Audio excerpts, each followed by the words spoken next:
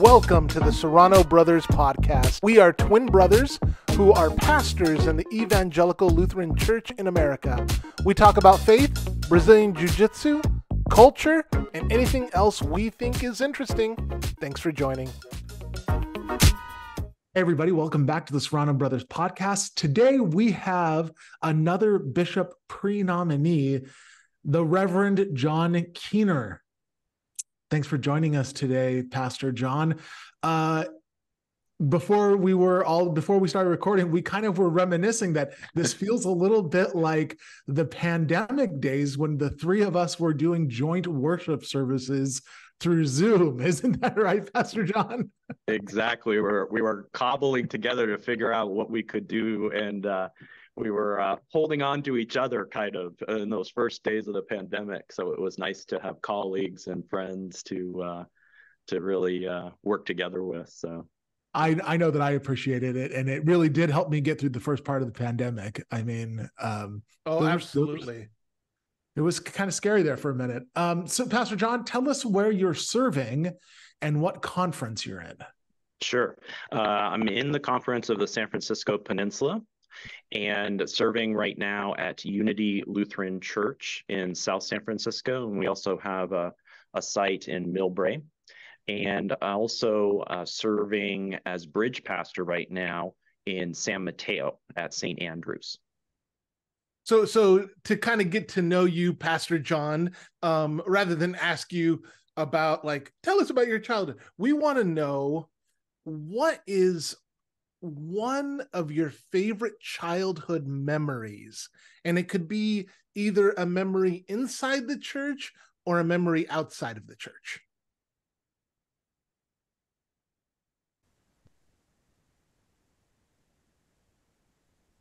I would have to say, being part of the church early in my youth was the chance to really be part of the service. In many cases, I often didn't feel comfortable going to Sunday school, right? Where children would go off. Maybe I was a little more insecure, but it was a chance to really stay in the service and see what was going on. Now, it wasn't that I didn't go to Sunday school, but at times I kind of didn't want to go, as we all do in many of our cases. And but it was interesting to see what happened there and to just observe and even take naps every once in a while, right, on the pew as a youngster. And but it was intriguing to see what was going on and just to absorb it, I think, as part of the liturgy. Not knowing everything at a young age, but just to see what it was about. That's cool. My kids have often taken naps in the pews as well. Yeah. But I think that says something, because you wanted to be part of the life of the congregation. And I think that's important for folks to know, putting your kids in church, it has a good effect, not just sending them to Sunday school, right? Well, let's be honest here. We got adults who fall asleep in the pews too, right? Especially during my sermon. So wow. Hey, so a lot of people don't know what pastors do in their off time. Do you have any hobbies or interests that you think people should know about you? Well, what's interesting, I do like to tinker a lot around the house, but also at the churches. And so it's something but I think we all do that, right? It's we have a Bible in one hand and a plunger in the other, right? for everything that goes around at the church. It's something that my father actually instilled in me, just to teach me a lot, even though I probably didn't enjoy it as much at the time, but it was a wealth of knowledge and something that I hold on to that comes in handy, right? We don't learn all those things in seminary, and it's a chance to really help not only the church in the ways we think of pastors, but also to help when things need to get done. Do you have any home projects right now that you're working on at home? Various things, probably just more like landscaping right now. And then also we have a sewer line in the back of our house that needs to be dug up, but in preparation for plumbing. So, but I haven't started that one yet. That's going to be a little after the summer starts. So, that's hard work. That kind of digging. Yeah. That's like hard work. Yeah. I will always, I'll remember visiting your church, and an idea that I absolutely stole from you was in your hallway, you had kind of like wanted posters, but they were like activities that needed to be done in the church, like fixing up activities. Right. And I saw that and I was like, that's brilliant. You just kind of take a picture of what needs to be done, tell people what needs to be done, and they can come in and do that thing. That's such a great idea. And we called it they are opportunities. Opportunities. So, yeah. Well, do you have any spiritual practices that you find yourself coming back to over and over again? Well, it's interesting. My prayer life, I often have many conversations with God in my car and on walks, and I think many people do. And so that is something that also when we spend our time commuting, right? It's kind of a time to really have reflection, and it's sometimes good to turn the radio off and just think about what we want to share with God, but also what God might be sharing to us as we kind of drive down the road, so to speak, literally and figuratively. So that's important for me. From a Bible standpoint, I always like to go back to the Psalms, and oftentimes we'll just open it up. I often say many cases, I mean, there are so many, all of our emotions are encapsulated into those Psalms. And it's back and forth in the diversity of all our emotions that we have, which, even praise God or ask for God's help, but also bluntly says, God, where are you in many of the cases, or why have you forsaken me, or the anger and the frustration of our lives. And so sometimes it's good to just pick it up and open it up and see if the emotion that you read is the emotion you have, but also it can turn us around, right? So sometimes when we're feeling down or feeling frustrated, seeing the other side of emotions, one of joy or gratitude can help us reset. We all need that at times. I need resets quite often, as my spouse would say, and I think it's important. That's really great. I think reading the Psalms is a great spiritual discipline. I think it's really important too. I mean, they say it's the prayer book of the church, right? The original prayer book, right? And so the fact that you lean on that, I think is beautiful. I think that's a really great spiritual practice to hold on to. And it's one that most people can do, right? Like they can sit down and read a Psalm and go, okay, like, and use that as a discipline. Right. Do you have a favorite Psalm? No, I think there's repetition. I oftentimes with even youth or for confirmation, when we do have those classes, which is fewer and farther between, sometimes it's even good to look at the first verse of the first 10 Psalms and look at the emotions, and it's almost everything there, whether it's happiness, frustration. And I think what's important too is like, people are upset with God in the Psalms. Yeah. And that gives permission for people to know, because, many of us have been raised in, where it's like, don't be upset, have strong faith. And the reality is our relationships with God are both mixed with doubt and faith, right? Peaks and valleys. And so that's really good. There's in our ministries, we have many successes and failures.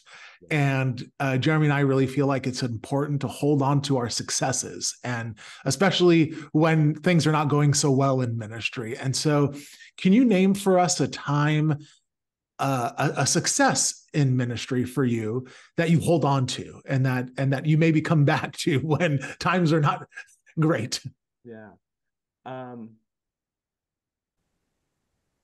It's interesting, because Unity became, a conglomeration of 3 churches, right? Our Redeemers in South City, Calvary in Millbrae, and Peace in San Bruno. And it was a journey where one would think it's like, oh, the pastor makes this happen, and it isn't. It's really an evolutionary process that allows everyone in the community to be part of that journey. And the journey doesn't happen overnight. It took, our real thought was to go through the liturgical seasons, go through a full year at least. And it really took year, 2 years to get to a point where people felt, yeah, this is right. We should come together. And, I think the important thing in everything we do, which I think helps when we think about the daunting things that we have to do in our ministries, is that having not pauses, but also exit strategies, the ability to say, for us, like with the churches, it was don't sell any properties, right? Because having properties, especially when they're free and clear, is a blessing. And yes, there's a lot of upkeep, but I think making decisions in many cases are hard for people to come together when you have to cross over a threshold, right? Of, i.e., selling a property or things of that nature. And I think taking steps where we pause and or allow people to know that they're not backed into a corner, that's really critical. We're even doing it right now with our liturgies, right? And changing liturgy with 2 churches that are where I'm both serving to try to make it easier for the pastor, right? And what is tradition, and trying different things, but also being able to pause back and say, you know what, let's not do that right now. Let's give it some more time, and spending that time in dialogue. So I think that's really key. I have to share the other that has been such a blessing was being able to be a chaplain at Stanford for 10 years. And then once the pandemic occurred, we kind of had to reset, and I'm no longer doing that right now, but it was an opportunity to really journey with people in their most difficult times. And being such a large hospital, every shift overnight would have, really critical things to accompany people on. And it always, I think I maybe mentioned it to you in passing as colleagues. I mean, it's just, when we start getting frustrated with the lights that aren't working at church, or something that seems so important at our church, with regard to, operations or finances, it really kind of brings humility and in a sense of, we need to be there for each other, and a good reminder. So. I think those are really 2 great examples of successes. I mean, bringing 3 congregations together is no small task. And the fact that you were able to allow for process and even the potential to pull away, and being very intentional about that, is something that I think is really is a success, and maybe even necessary for the coming future of the church, right? And so the fact that you were able to negotiate that with the congregation and allow that to them to negotiate that amongst themselves, I think is a really great thing to hold on to. And being a chaplain is just it's no small wonder we all have to do some sort of chaplaincy in our pastoral training, right? Because we really, those are the times in which we touch really the brokenness of our world and the beauty of our world too, because there's both of those moments. So thanks for saying that. And we do it so often in our lives, you as well as colleagues, right? And we are doing chaplaincy when we least expect it in our lives, right? When we're at Safeway, or running into somebody and having a conversation when we were wearing a collar that evokes a moment for people to explore, So. Yeah, absolutely. So we know there are 3 expressions of our church, right? There's the I have to look at this every time because I always forget. There's the church-wide, right? Yeah. Then there's the synod, and then the local congregation.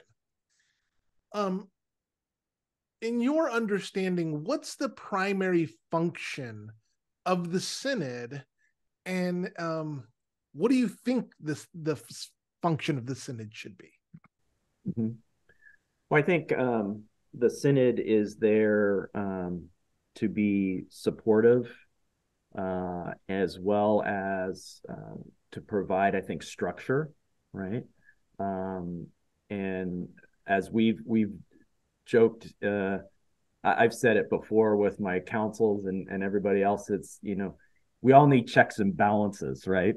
It's making sure that we're aware of ourselves, but also aware of others, and what is the awareness others have of us. And so I see that it can be a positive thing, that they're the different expressions of allowing a synod to be there to bring churches together. But the reality is it is so hard to do that, right? It's when your synod is so large, 200 plus congregations, how do you do that effectively? It is a challenge. I mean, look at how much challenge we have as a church, right? As a congregation. I don't know about you, but there's challenges. It's just exponential when you look at a synodical level, and let alone a national level.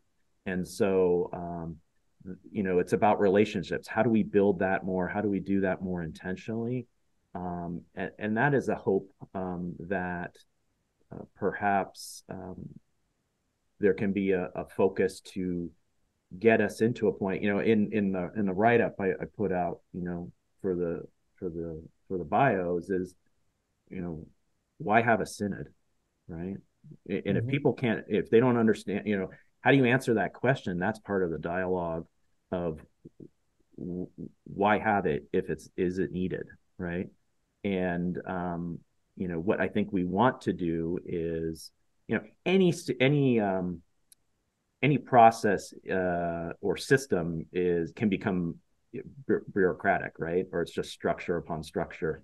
And the question is, I think the journey for whoever the bishop is maybe to ask that question: why do we have a synod, and what would it take to say to someone, I need my synod, right? Like, to the point where we might feel, what is it when we say we need our church? And so, and then you go up to the next layer, right? I need my my church-wide. I need my national church. And for me, national church is important because it's making sure that we have candidates that are part of the Word and Sacrament, that are taking care of one another, taking care of all of us, and so that's part of this process. The problem with bureaucracy is it's always a gatekeeper function, right? It starts to feel like gatekeeper. And if we build in our relationships, and what I've often mentioned in every decision we make, whether it's yes or no, I like it, I don't like it. The follow-up question is always why. What is the why behind it? So even if we're dealing with hard conversations and conflict, or what one's perspective is, it's to ask the why behind it, because then we understand one another better, rather than just looking at it as a yes, no, or I like it, I don't like it. You're in or you're out. You pick the binary. We do need to spend a lot more time, whether it's not even church, synod, and church-wide, but in our personal lives, right? And our social relationships, personal, professional, whatever our vocation is. Do you think you kind of said two things that I find interesting? You said, like, the synod is supposed to have checks and balances, but then you said gatekeeper as well. And I wonder if framing it as checks and balances instead of gatekeeping might be a good way of framing it, which I think you did. You framed that really well. Can you name some kind of checks and balances that the synod does that or needs to do better? Yeah, I think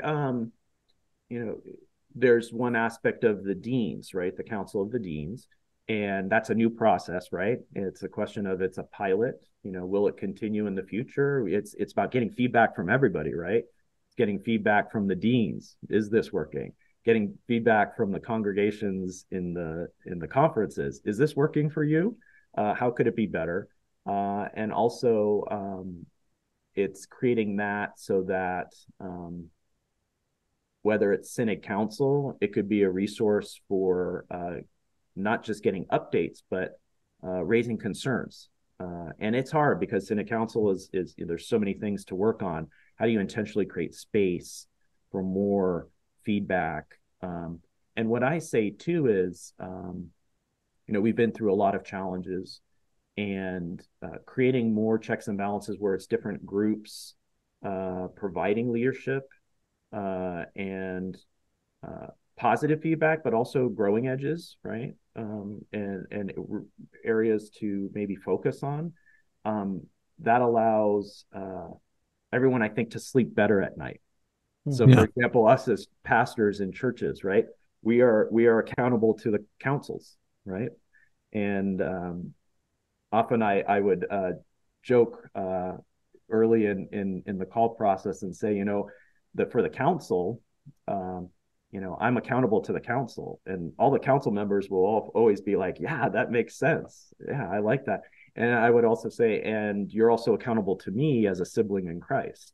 And so it's once again making sure that we might not always be aware of our situations and what the impact is of our actions. And so having that more structure of feedback loops, I think for us as a synod, it's reaching out to a lot of our mission partners, where it's ADLA, African Descent Lutheran Association, the Association for Latine Ministries, the deans, and that's part of my write-up, ELM, RIC, really partnering with them very closely to say,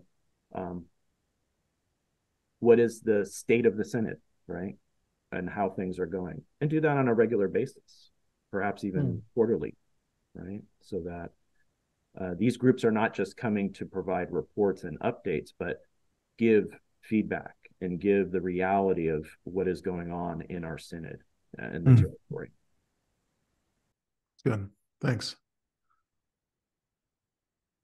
There's a kind of need for people in the Synod. We're talking about, like, we need to have a strategic plan. We need a plan, and I don't really know that I'm going to ask you what the plan is that you have, but how would you go about making a strategic plan?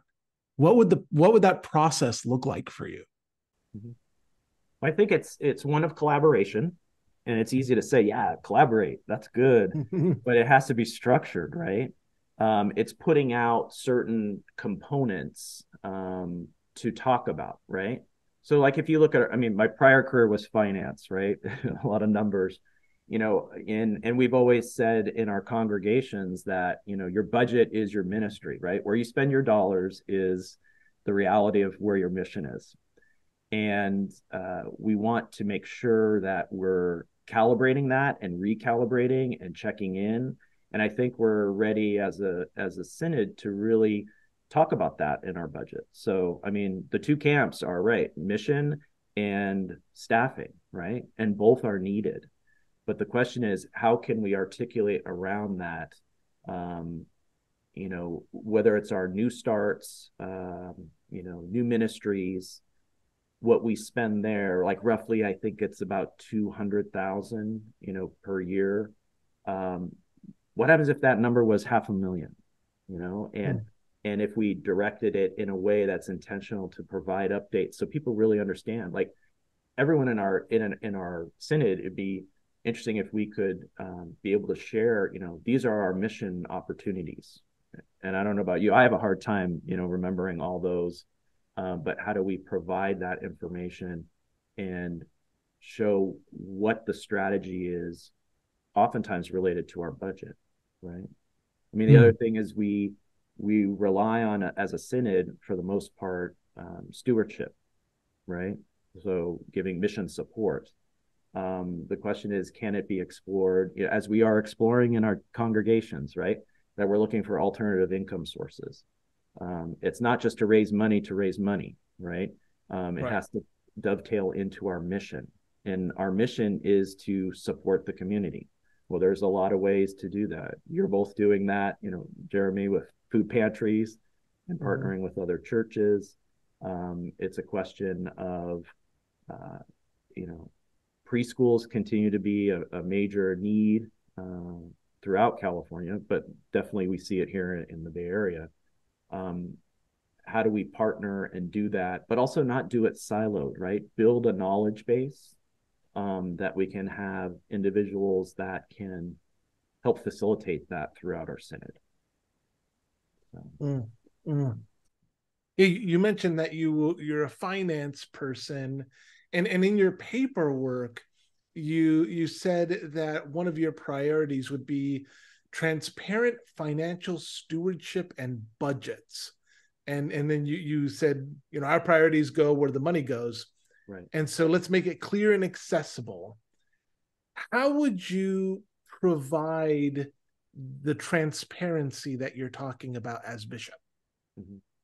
Yeah, I think it's well, it's back to the corporate days of PowerPoints, death by PowerPoints, but just really transparency of that information, right? How big is our balance sheet? How much do we have in reserves? Making it more accessible so that people are aware and also go to that narrative, right? And provide updates. We should be, or one opportunity is really to say, we are focused on 10 ministry opportunities outside of our regular congregations. So I think that's important to lift that up, or also and validate through the synod, where do we want our strategy to go? And so it's providing that background, getting that feedback as to where we want to go as a synod. How is what you're proposing different from what's happening right now? Back to the checks and balances, I think it's validating and revalidating. It's Okay. so sharing and saying, well, this has been our vision, but articulate it very specifically. So if our vision is, okay, I'm just throwing out stuff and don't want people to freak out or say, this is what that vision is. Let's just say intuitively, we want half of our budget to be staffing and support and half to be mission driven, right? Starting new churches, starting new opportunities, and not just churches. What we've talked about too is whatever properties we hold free and clear, that's an asset. And it might not be an asset for, as I mentioned on the previous gathering, it might not be a church with 200 people and a confirmation group of 30, but there's social good to be done in that community. And it can be done by the Sierra Pacific Synod. And I think that's what I think generationally, we're seeing that shift. And there's a yearning for meaning from people, but also a yearning to have deep meaning. And it's maybe not starting in a church on a Sunday morning, but building a relationship in a different capacity, whether it be social good or different things to help the community. And so that might get to a point where is the synod doing more operational work? Possibly. We're doing it as congregations, right? What we do as congregations versus 30 years ago, right, is very different. Whether it's our income streams or the mission that we are focused on. Why wouldn't that shift at a synodical level, right? And so how do we see what maybe seems like potentially a burden, right? So anytime we have, what's the best way to say this? We have a second site, Millbrae, right? And at times it's not as active, and it can be stressful, right? To have a church that's not active, and it feels like it's dilapidating, right? Or the amount of things that need to do to be fixed. But once they are fixed, it can be a new asset. and how do we see something that maybe seen as a liability as an asset, if that makes sense. Yeah. So how do you see transparency kind of being kind of involved in all of the things you just talked about? How does that transparency play out for you? I think it could even just be quarterly updates, right? Synodical updates. We get a lot of important updates today, right? About different opportunities, different programs. But there could be an update from the office of the bishop and the synod council, right? On a quarterly basis of here's where we're focused. Granted, there's a lot of things that are proprietary or confidential, but how do we lift out more that is shareable, right? Of ministry and different things.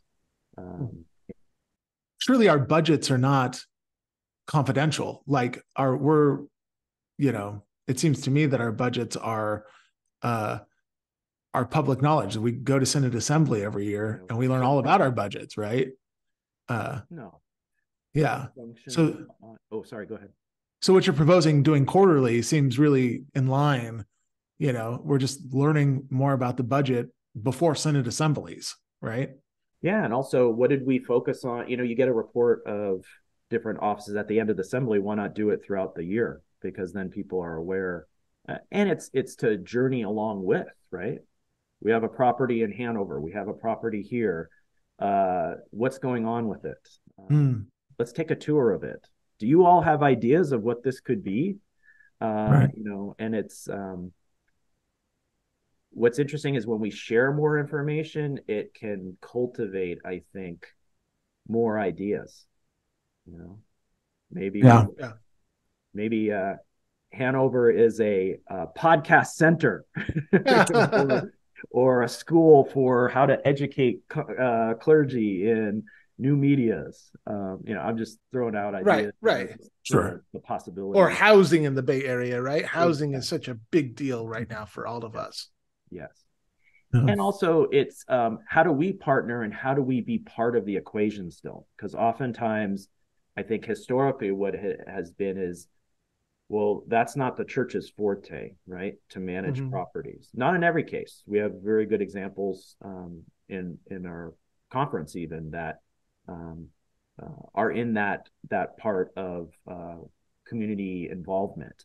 But to how do we build our skill sets to do more? It doesn't have to be the pastor. It can be, it's the whole body of Christ and parishioners and those who have gifts, for corporate real estate, you name it. And then let us not reinvent the wheel for the churches in the other conference down the state, so to speak, or across the border to Nevada. It's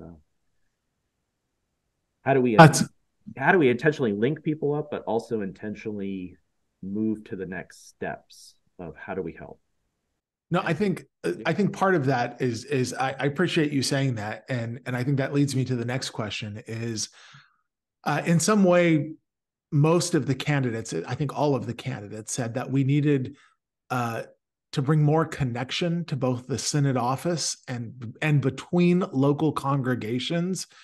How do you think you as bishop would implement that, like specifically? Well, I think it's addressing two things. One is you can get individuals together, but where is their fears, right, or insecurities, right? And I think clergy, making sure clergy positions are at the forefront. So if we say, oh, let's bring churches together, the first thing, I think it's human nature, right? Will clergy have a job in this new idea, right? It's how do we create environments that lift up and celebrate when groups come together, right? You've done that with local churches, Josh, in Redwood City and San Mateo, and Jeremy, you've done that in Walnut Creek. It's lifting those up. And I think it's also oftentimes spending time, what I say, naming the unnameable, right? it's saying, you might think, okay, why are you doing that? Because you're jeopardizing your job, or you're jeopardizing that church closing and being absolved by another church, right? But explaining that and raising that question and explaining why that isn't the case, I think helps to bring down the insecurities we all have, right? And the challenges we have in our lives. It might sound like it's, oh, you're trying to raise too many issues, but I think it's in everyone's back of their mind, right? So how do we talk about what people might be concerned about is critical. Yeah, yeah. So that's part of that collaboration model. And then it's also saying certain things like, you know, I mean, we have an affinity for our properties, right? It's a tangible asset that we can remember and know where we were married or where we raised our children. You know, knowing that, I mean, that was a big thing for bringing churches together before. It's like, once people know, it's okay, we value these properties. They might be used in a different way, but people can hold on to that. And that's part of our mission.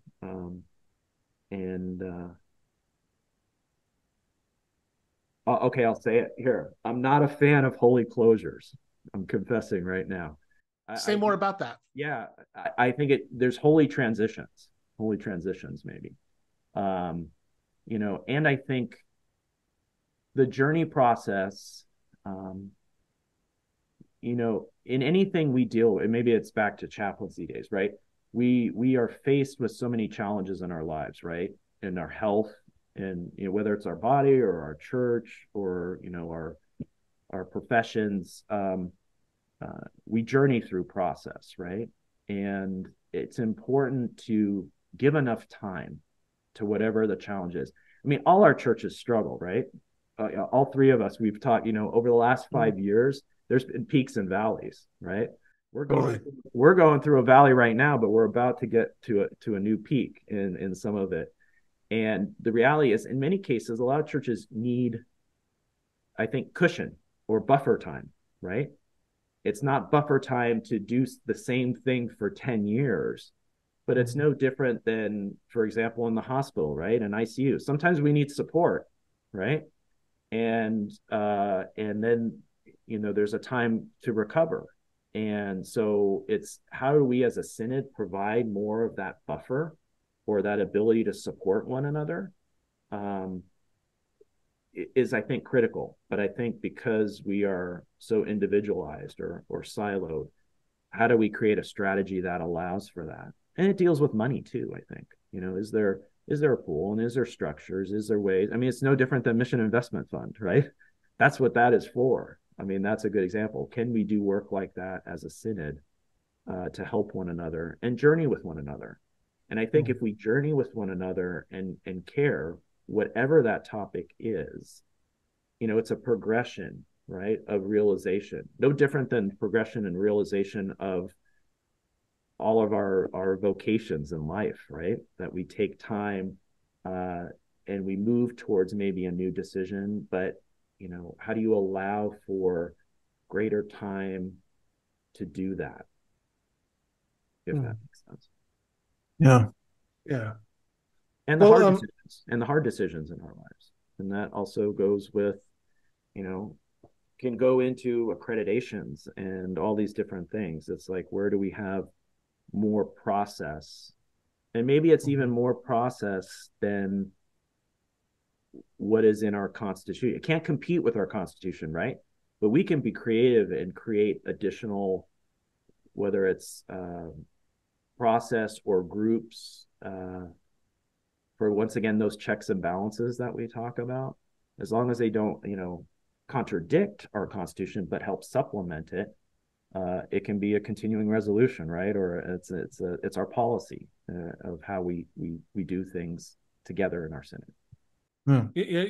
As bishop, you're gonna have to do stuff together with people, right? Like, and so, because it's kind of changing lanes a little bit, but as bishop, what gifts would you surround yourself with people on synod staff to complement your own gifts? Need a big strength, because I I don't have as many. I think it's joking aside, but I think it's, having people who are not the same background as me, right? Of my experience, but also my ethnicity. It's really critical to be able to ask questions. I think it's important for staff that there to be space to say, what is not being spoken about? What is what water cooler talk do we want to talk about together if possible, right? Because that's important. It should be open. There's the bishop role needs to be humble. It's no different than us as pastors, right? We need to be cautious with what we do and say, and be reverent to the support that we're providing. Every bishop, and if I were the bishop, I'm going to make mistakes. And it's the question of, what do you do after you make that mistake? What do you do after you have a difference of opinion with a staff member or a council person or a congregational president? It's always what happens the next day, or when you have to follow up with that person. That's where we really build the relationships, and that has to be that. And there has to be accessibility. It goes back to probably the corporate days. It was called 360 feedback, right? You get feedback. You get feedback from those you report to, those you work with, and also those who support, the infrastructure or our staff that you're responsible for. And people should be able to share. If not, it's going to be shared anyways, right? So you have to have conversation around it to make the improvements that everyone are looking for. You can't be scared of feedback. That's for sure. That's good. Do you, it seems like a lot of the times bishops get called into congregations because they've reached a point of conflict that is pretty significant, whether it be between pastors and the council or the congregation or amongst the council, whatever iteration of conflict can come out of a congregation. What do you think your style of conflict resolution is, and how would you go about handling conflict in congregations?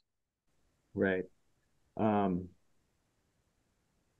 tend to go right towards it. So it's we joke with Enneagram 6. I think, Josh, we've talked. You're a 6 too. I'm a 6, yeah. Yeah, and it's we're the loyal skeptics, right? We know the process, but we know it always can be improved. And within that, it's a function of making sure we're connecting with people, right?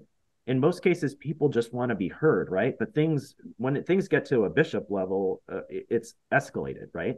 The emotions are running high. I think we've all, and actually all of you have participated in being dean, and the deans do a lot of that in many cases. And I think it's and being a current dean with the other deans, there's a lot to be supporting the staff that are there, right? Because the bishop staff, it's, there are so many people. You need a team to be able to address and connect with people in their points of conflict. So it's really about accompanying and slowing down and going into those conversations. It's not going to happen overnight, right? You start that relationship and try to work through it together, and allow both voices to be heard, and all the basics that are important. Thanks. Yeah. So,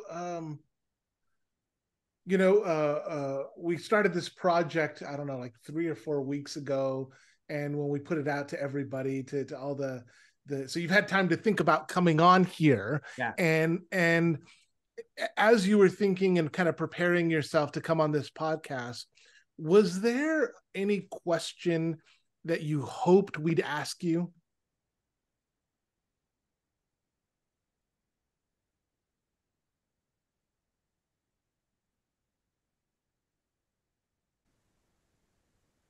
No, we're good friends already. Right, right. All right. Then how about this? Yeah.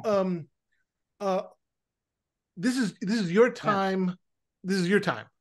What do you want us and our listeners to know about you and how it relates to being bishop? This is just a time for you to just tell us what, you know. Right. Well, as I said during the initial Q&A one, my corporate days were be bold, be brief, and be gone. Right. That was the saying. It's like be forthright. Don't go on ad nauseum, and be gone is that humility, right?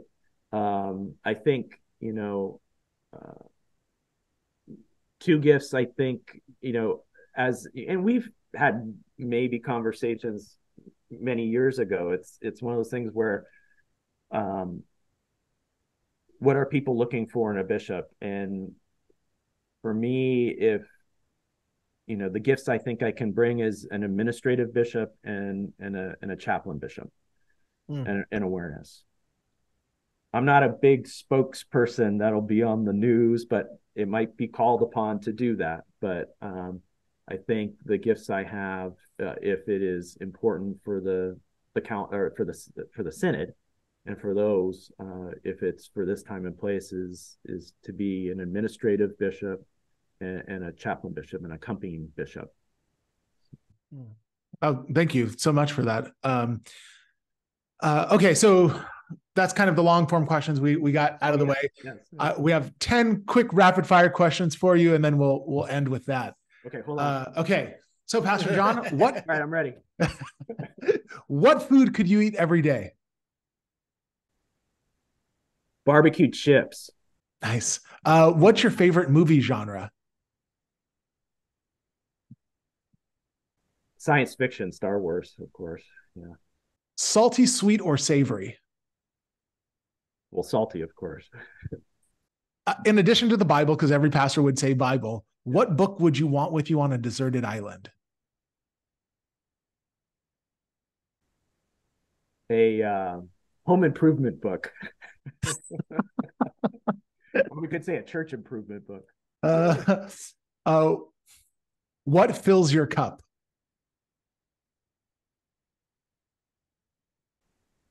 Coffee.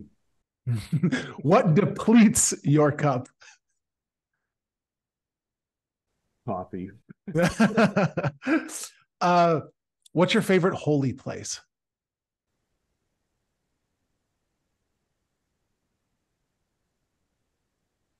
Hospitals. Even just walking into a clinic or a hospital. Wow, that's great. What's one good piece of advice that you have been given? My father always said, it's a little antiquated, but kill them with kindness, right? And you think, oh my gosh, what does that mean? But I think it's, you know, whatever the challenge is in our life, how we approach it, how we're sensitive to each other is really critical. So, and whatever we're dealing with or frustration, being able to have some pause and see the betterness of every situation, I think is critical. I think that's great. We could all use more kindness, right? Sure. Okay, what does rest look like for you? It's bad. This is not good self-care. Rest seems like tinkering and working. So unfortunately, it's. No, that's good. I like that. Yeah, I'm being honest. No, it's good. What do you hope God will say to you on that last day when you enter the pearly gates? Welcome. Everybody, this has been the Reverend John Kuehner. Pastor John, thank you so much for joining us. Thank you both. Appreciate it. This is the Serrano Brothers podcast. Have a good day.